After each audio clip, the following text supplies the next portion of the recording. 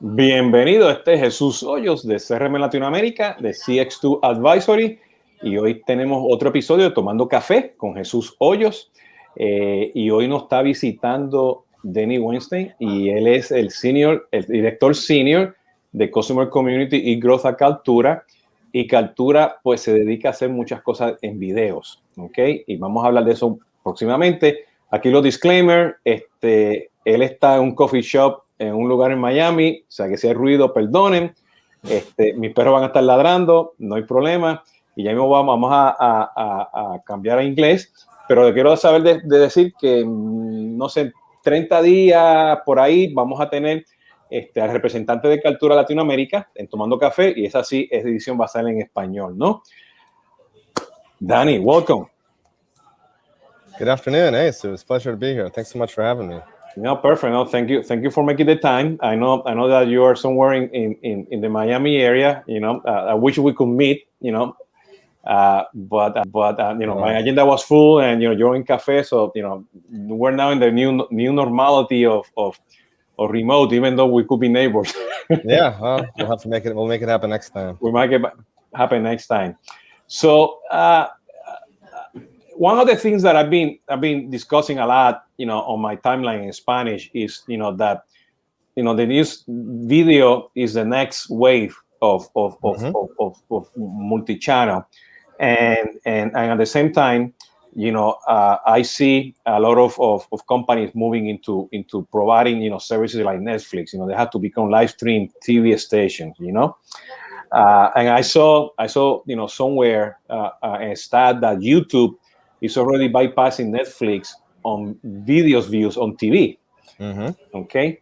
But before we talk about all that, and you discuss, you know, and what you do and what Kaltura is all about, you know, let's talk about coffee, you know. So are you a coffee drinker? You know, are you done drinking coffee today?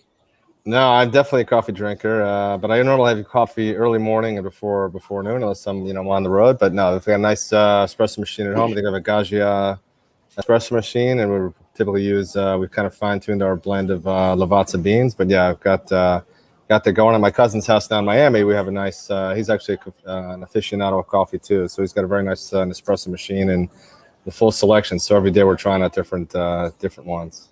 Yeah, you know, you know, this is like my 20th cup of coffee today. Oh boy.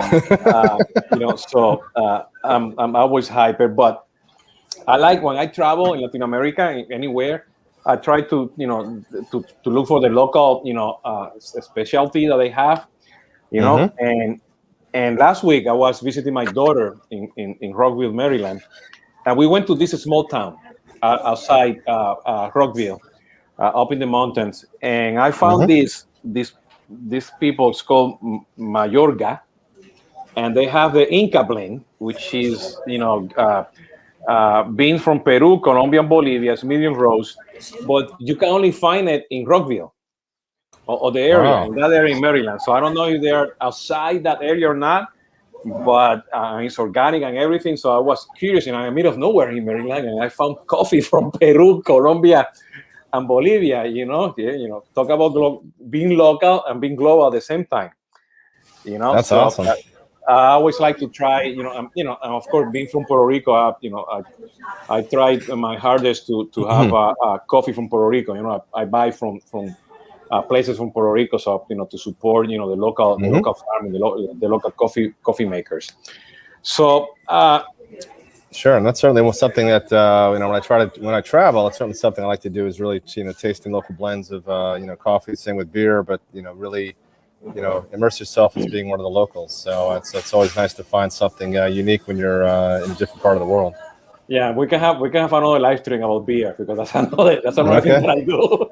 Sure. You know, finding the local, you know, breweries in the region. You know, so we'll do a beer session on the reprise. In the reprise, yeah. So Dani, tell us a little bit what you do. You know, what is your title? Because you have, you know, a very interesting title. You know, customer community and growth.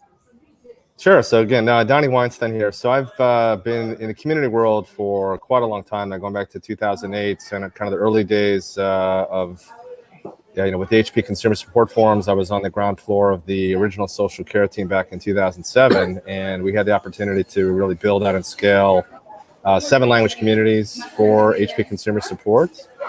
We partnered very closely with Lithium, and that was kind of, again, the early days of Lithium's accelerated growth. So we really had the opportunity to learn from some of the best players in the industry. I mean, Joe Cothrell, the chief community officer, the Brian Oblingers of the world, and really learn my ABCs of community management and scaling community with, the help of Lithium and the team that we had at HP.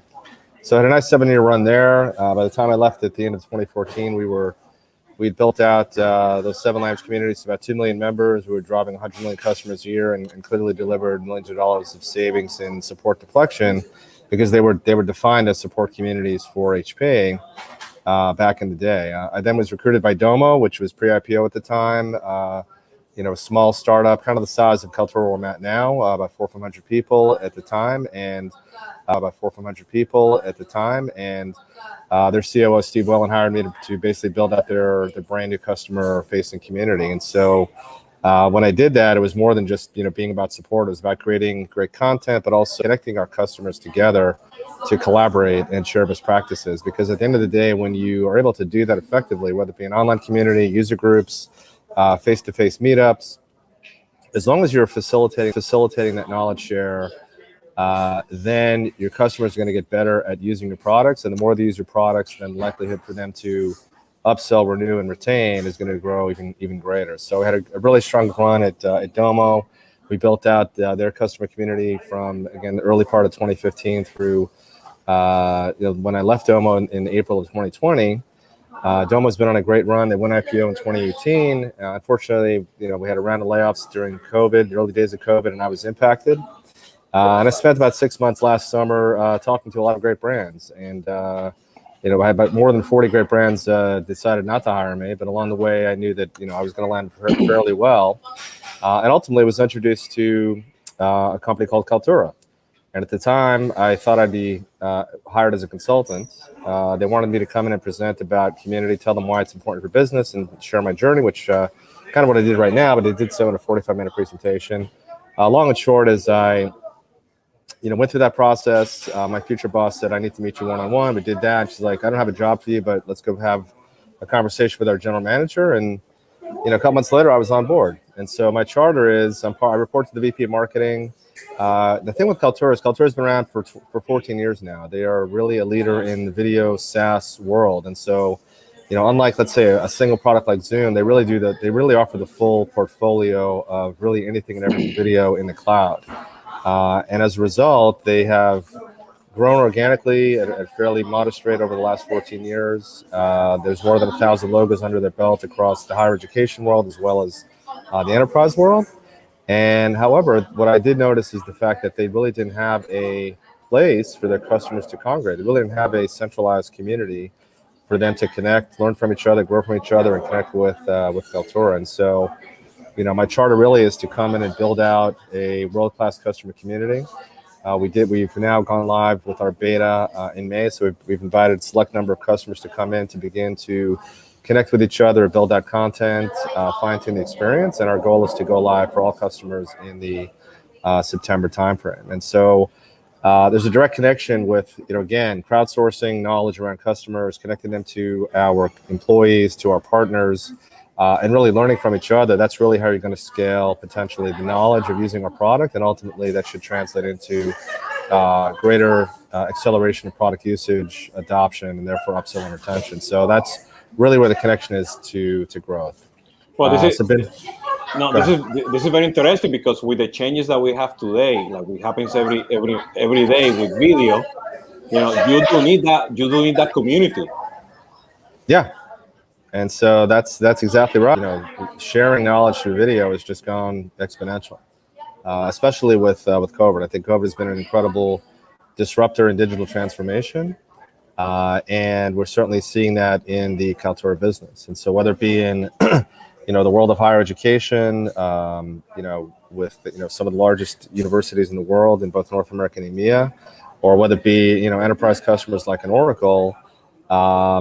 The portfolio of products that we have really, as I said earlier, it spans the full gamut. So we have everything from, video portal to town halls to virtual events to webinars to video messaging to in higher ed, LMS video, we're full integration with, Capture, virtual classroom. We're also in media and telecom with TV solutions.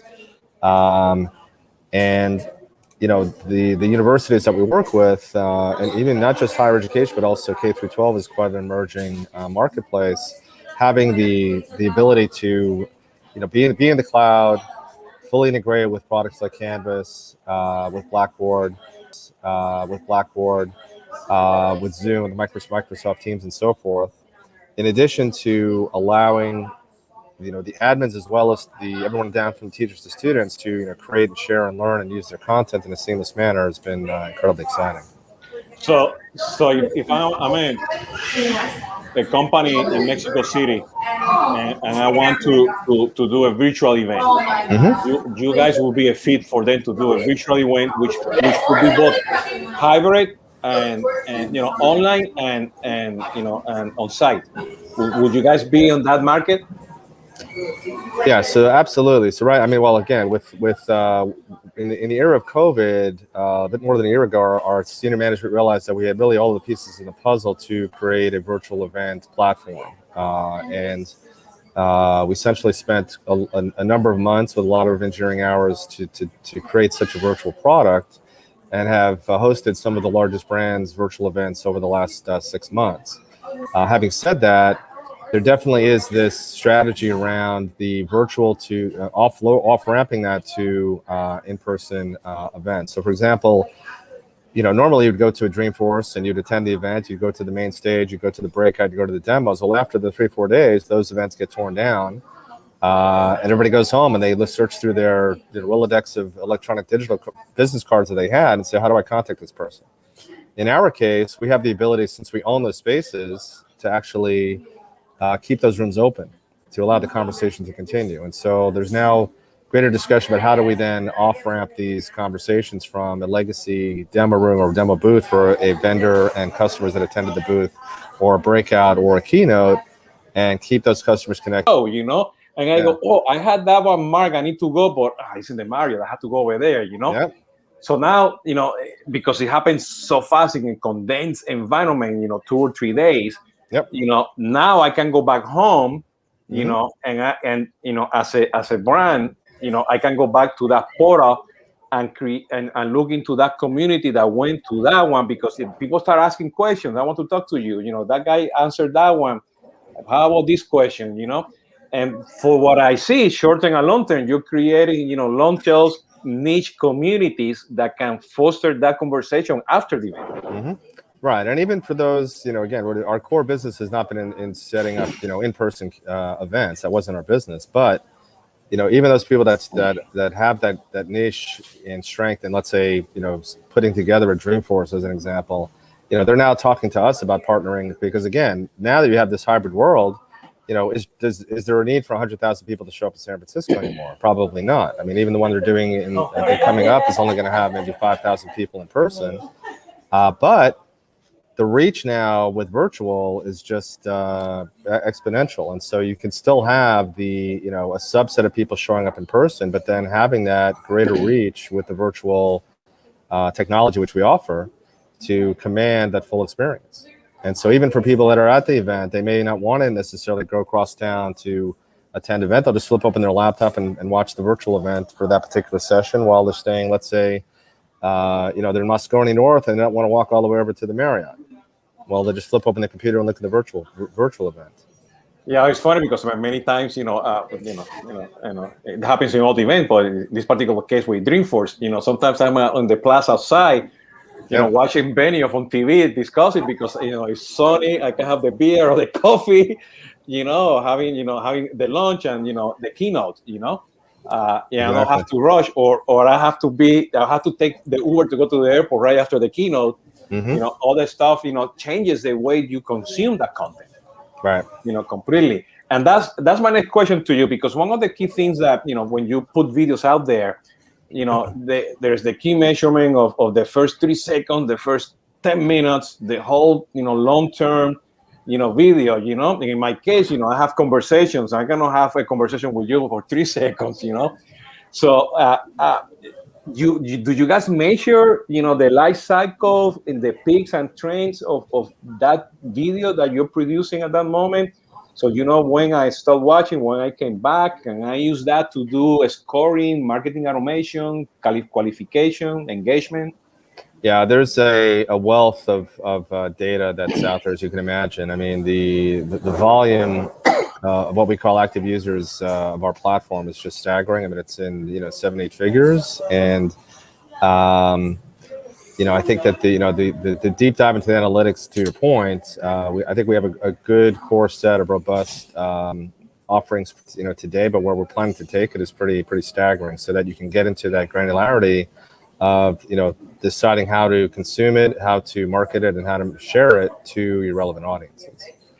Yeah, because the traditional use case that I see, onboarding processes, you buy the product and the service, you put the video, but the person is only watching the first 3 seconds, the first 10 minutes. Mm-hmm. And even though you have short videos and they're specific, they're not watching everything.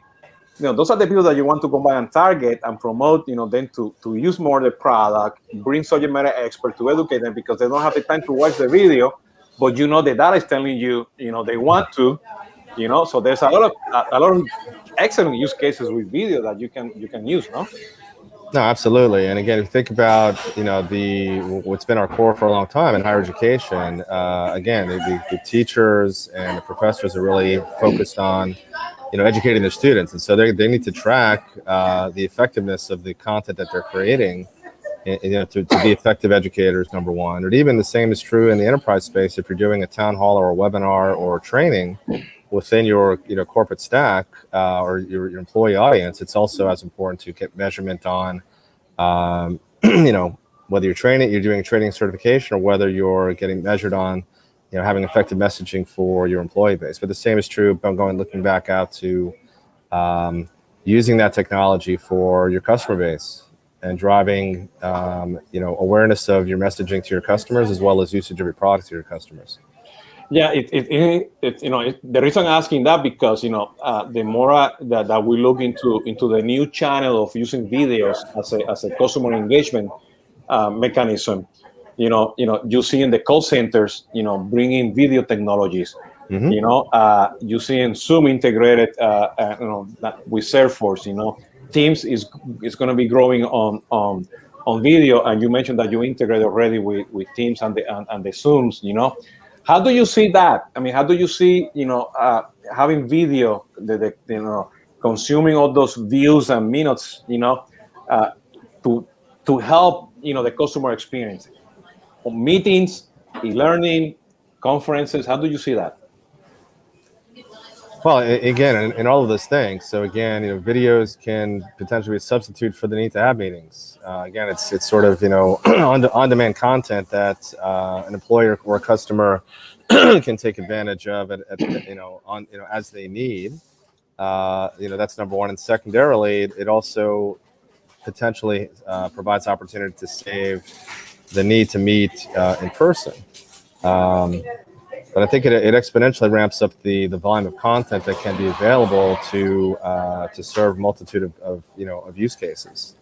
And I think what it's doing, it's really accelerating and driving in the marketplace as a whole digital transformation. So again, it really can replace the need for lengthy emails and lengthy documents. If you're doing short 1, 2, 3, 5 minute videos with key sets of content, from everything from messaging to how do I begin to use a product, to training, to project management within an organization. They all have applicable uses. Do you see companies, not necessarily like Dreamforce, because I tweeted, I think it was many years ago, that Dreamforce needed to become like a Netflix, and they're sort of doing that. Okay. Do you see, companies becoming, a live stream, providing channels of live stream and being, having, providing their own Netflix, and you can subscribe to it? I mean, because there's a lot of, there's a part of community, and there's a part of a paid to look for that content, So do you see companies, becoming live streams companies, having that as a channel? Yeah, absolutely. I mean, one of the beautiful things about Kaltura is not only that we are, in the cloud and have that flexibility, but we're also open source API. And so again, we have a number of large brands that are licensing it that way and having their own sort of white label experience of video to create those types of channels. So we're definitely seeing the emergence of that, whether it be in traditional corporate enterprise or even in the various telecom companies that we work with.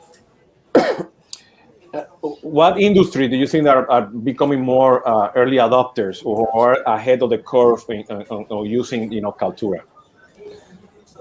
So again, we've been around for 14 years, and we have a pretty good anchor in higher education. I mean, we have a very large market share, as I mentioned earlier, with many.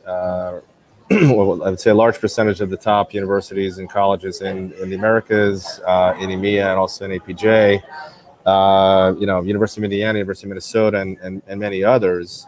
And that's been the case for many years. But I think with with COVID and everything moving online, that certainly has accelerated the case. And we're even seeing that now getting to the K through 12 market. So, and what we're finding, at least from my experience, again, with the 8 months I've been in Kaltura and also with the engagement on the community side, I would say the EDU, the education vertical, has probably some of the most passionate and connected customer base. So they're certainly pushing us to the next level. But at the same time, we also have a very healthy presence in enterprise, in various industries, whether it be in financials, whether it be in telecom, whether it be in manufacturing, healthcare. And this is true in all regions. And they're really, at the same time, those verticals are also pushing us quite a bit in the direction where video should be going. What is unique about you guys? I think what's unique about us is the fact that we are likely the only player that has such a breadth of offering, true end-to-end video SaaS. And many of the other vendors are point products. Like a Zoom, and in our case, we have the full offering. So it's not just a one-to-one meeting like we're having now in a Zoom. It's much more than that. There's town halls, there's webinars, there's virtual events. So that's sort of one element. The other element is the fact that we're open source with API, and so in some cases we have the need for we're giving the flexibility to the customers to do some of their own development, incremental development and video experience. Beyond the fact that we've been around for quite a long time, we've proven the stability and the quality of our product. Again, there's more than 1,000 logos that are in our portfolio, and so again, we're now scaling over the last couple of years in that particular regard to having the infrastructure, moving all of our infrastructure to a cloud-powered experience versus on client, and secondarily, having servers that are supporting that experience in all regions, so that we're now fully compliant. With GDPR and the local regional needs to support our customers, whether they be in Europe, in Latin America, in in APAC, as well as in North America. So I would say it's really that end-to-end breadth of experience. Number one. Number two, the quality of people at Kaltura. Again, I've been around the block quite a while now with HP and with Domo, and just the talent that's in Kaltura is just off the charts. Just a lot of really passionate, but also really brilliant people there. And right now we brought on in the last several months a new chief customer, actually a brand new position of chief customer officer. And we're really making our charter. We have a 2-year plan that just kicked off in the last several months to be a customer-centric company. So everything, that's again, one of the reasons why I was hired was to help drive that, have that more of that customer oriented experience. But I'm seeing that not just with the work that I'm doing, the people that they brought into the support organization. We just launched a brand new chat pilot, and that's going to go live with our customers shortly. But having now this council around everything we're going to be doing and measuring the next 2 years to get us to becoming a truly customer-centric organization. And I'm not sure that all the other players that are in the space are necessarily doing that in the same manner. Well, because I'm following that market closely. And because many of my customers in the other company that I work with, Solvis, and plus looking into the trends, there's a lot of trade shows, there's a lot of online offline conferences, and now they have to switch into that. Mhm. So one of the key things that I see that a lot of these companies are buying each other. So when you say that you are end to end, you've been 14 years around. This is your own technology. I mean, you've been growing because you're building this from zero. You're not buying other technologies. Are you? So, again, Kaltura is privately held, and they've been through, I think Series F round of funding over the years, and they've used some of that capital. So, last year they did acquire a company called Nube, and that's one of the engines that's helping us power the virtual event experience. And I think there may have been a couple of small acquisitions over the years, but for the most part, it's been homegrown, and this is our bread and butter is video. And again, it's not something that started yesterday. The company's been around for a long time, and this is our core business. Where that may not be the case in some of the other vendors. It's part of it may be part of a different portfolio, and they may not have the same focus that we have in our case. Okay, well, and I did mention in the beginning in Spanish that in the next 30 days or so, we're going to have the Latin American representative from Kaltura speaking, because they are in Latin America. So this is going to be a two-part episode. So be on the lookout for that one as well, because you have a presence in Latin America as well. We do. So that's very key. So of course that's why we're talking about coffee and discussing this with you. Mm-hmm. What do you see in the next, I won't tell you 5 years, but in the next couple of months on video? How do you see that growth? I mean, where the market is going to take us? Yeah, the market right now is in a tornado. It's truly growing at an exponential manner. Again, people with this new hybrid world, virtual world, the thirst for information in quick and easy accessible content is just growing at leaps and bounds, and that's really driving the thirst and need for video. And you just look at other examples of on the consumer side with what's going on with TikTok. We've certainly seen that with what happened with Zoom and their valuation in the last year or two, and we're certainly seeing the same demand and growth in our business right now. So right now we're just, the focus of the company is to be not just customer centric, but also, we have more than 100 positions open right now to fill. I mean, the company's scaling at a dramatic rate. And, we're trying to fill that with high quality people in order to not only fulfill the demand that we have today, but also plan for the future, so that we become, a multi-billion-dollar business, at least we hope to be, that we have the infrastructure in place to be world class, so that we have the right infrastructure for, connecting our customers, supporting our customers, making sure that they have the content that they need to be successful, and also that they can leverage our product in a way so that if they're successful, we're going to be successful.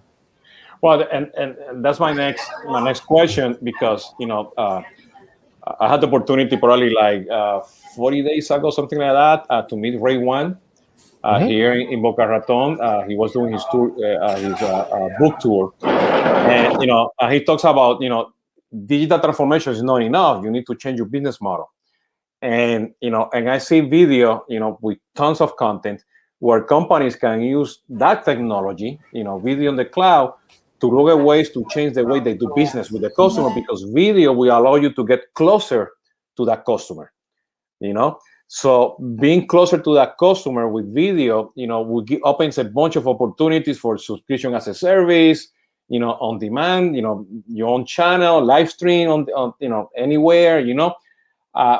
Did you see that to be a factor?